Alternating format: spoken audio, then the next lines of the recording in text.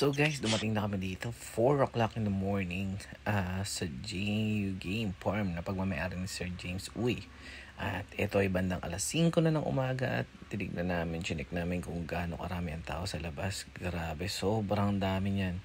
At kailangan na namin pumasok para nga naman makapag-prepare na kami at makapag-shoot na kami ng mga iahandang estudyante dito sa JU Game Farm na grabe, inaabangan talaga to ng sobrang daming tao kasi tignan mo nga naman kung alam nyo lang kung gaano karaming championship ang pinanalo ni Sir James Uy. Kaya sobrang daming naniniwala at tignan mo rito. Grabe, talaga takbuhan tong mga tao, balyahan ang inabot, pero at the end of the day, ayos din naman.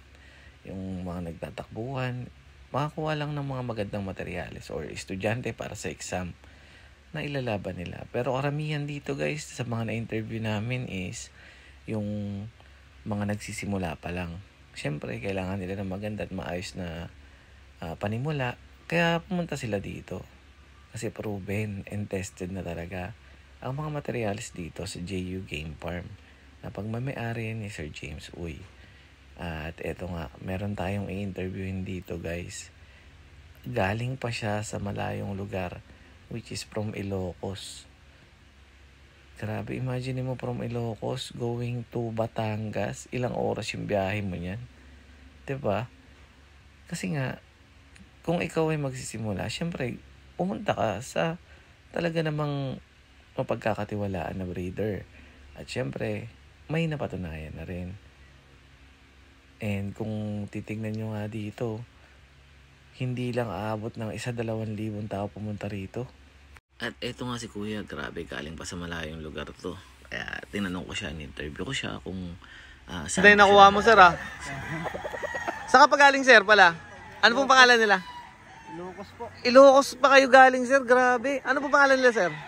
Lawrence. Sir Lawrence yan, napili siya ng gray, talisay.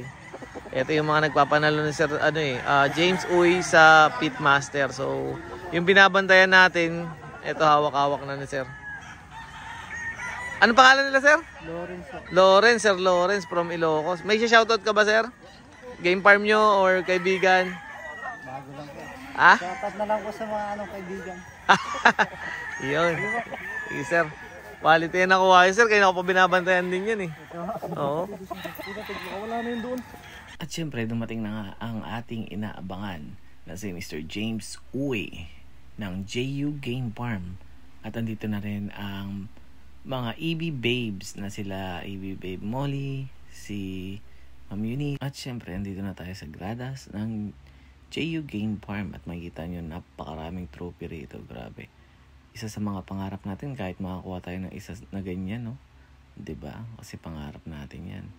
Sobrang daming championship na naipanalo dito ni Sir James Uy. Kaya imagine bakit sobrang daming tumangkilik at pumunta rito sa lugar na to.